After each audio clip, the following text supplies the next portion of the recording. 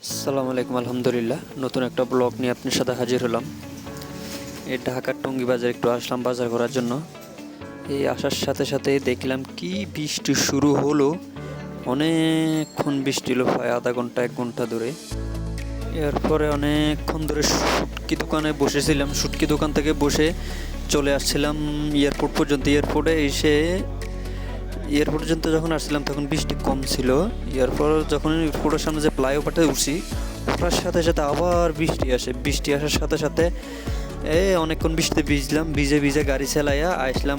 একটা ওভারব্রিজের নিচে দাঁড়াইলাম। দেখি অনেক বাইকার, অনেক হুন্ডার ড্রাইভার সবাই একসাথে এখানে বৃষ্টির কারণে যাইতে পারতেছে না কোনো দিকে। সবাই একসাথে এখানে বসলে এরপর আধা ঘন্টার মতন বসেছিলাম, দেখি বৃষ্টি থামছে না।